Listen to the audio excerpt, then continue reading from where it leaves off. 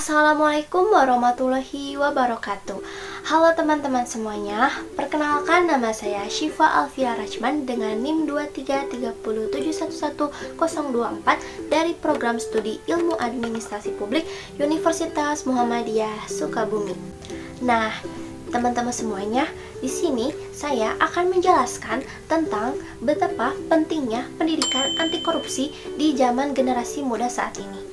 Mengapa penting untuk mempelajari pendidikan anti korupsi ini?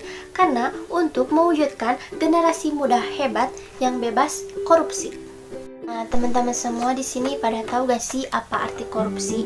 Nah, jadi pengertian korupsi itu, dan secara singkatnya, korupsi itu adalah kejahatan, kebusukan, keburukan, kebejatan, dan tindakan yang tidak bermoral atau penyimpangan yang jauh dari kata kesucian.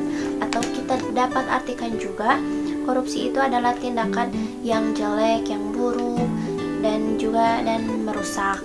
Atau kita dapat artikan juga korupsi adalah tindakan yang bersifat buruk menyangkut penyalahgunaan kekuasaan dan uang untuk kepentingan pribadi. Nah, mengapa korupsi itu bisa terjadi? Korupsi tersebut bisa terjadi karena beberapa faktor. Yang pertama ada dari faktor eksternal, dan yang kedua ada juga faktor dari internal. Nah, apa sih maksud dari faktor tersebut? Jadi, maksud dari faktor internal ialah faktor yang disebabkan dari diri pribadi sendiri. Contohnya seperti sifat tamak dari diri sendiri, sifat tamak manusia, moral yang kurang kuat menghadapi godaan, gaya hidup yang konsumtif atau yang berlebihan, dan orang yang tidak mau bekerja keras alias malas. Nah, selanjutnya faktor eksternal. Apa sih faktor eksternal itu? Nah, faktor eksternal itu bisa dari luar, bisa dari beberapa faktor, yaitu yang pertama ada dari faktor politik, faktor hukum, faktor ekonomi dan birokrasi, dan juga faktor transnasional. Adapun bentuk-bentuk dari korupsi. Yang pertama, bentuk korupsi itu berupa kerugian keuangan negara. Nah, yang kedua adalah suap menyuap, yang ketiga adalah penggelapan dalam jabatan, yang keempat adalah pemerasan, yang kelima adalah perbuatan curang, yang keenam adalah benturan kepentingan dalam pengadaan, dan yang ketujuh berbentuk gratifikasi. Nah, untuk mencegah tindakan korupsi ini, kita perlu menerapkan pendidikan anti korupsi. Salah satunya yaitu dengan menerapkan 9 nilai anti korupsi dan juga 5 prinsip anti korupsi. Apa aja sih 9 anti korupsi dan 5 prinsip anti korupsi itu?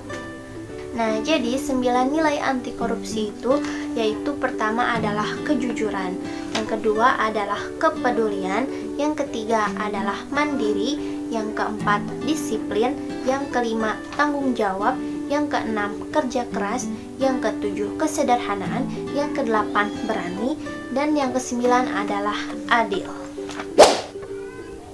Nah, selanjutnya 5 prinsip anti korupsi. Yang pertama adalah akuntabilitas. Akuntabilitas adalah kesesuaian antara aturan dan pelaksanaan kerja semua lembaga mempertanggungjawabkan kinerjanya sesuai aturan main baik dalam bentuk konvensi maupun konstitusi. Yang kedua, ada transparansi.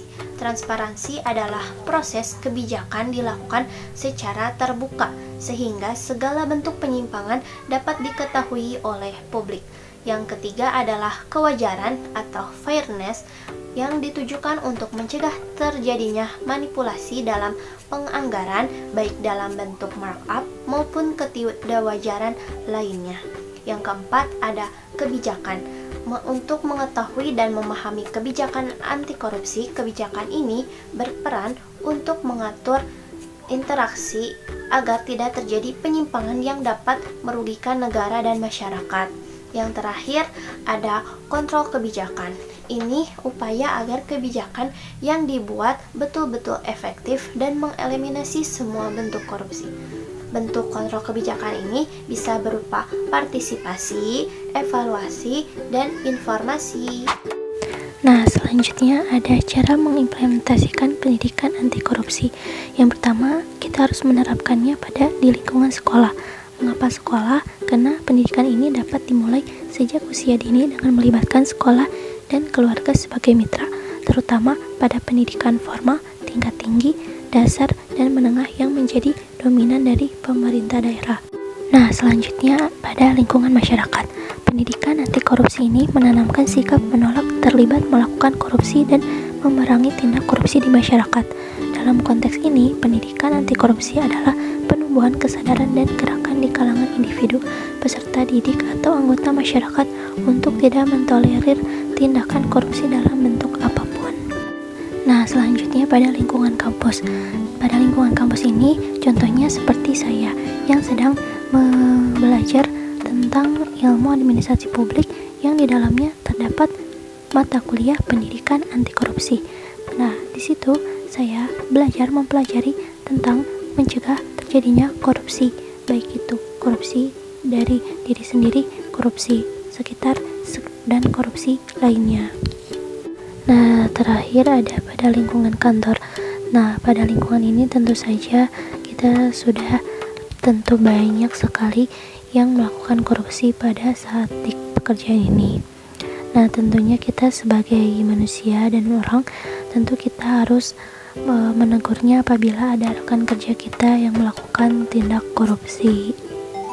Nah, mungkin cukup sekian aja pemaparan materi mengenai betapa pentingnya pendidikan anti korupsi di generasi zaman ini adalah untuk mewujudkan generasi muda yang hebat, bebas dari korupsi. Wassalamualaikum warahmatullahi wabarakatuh.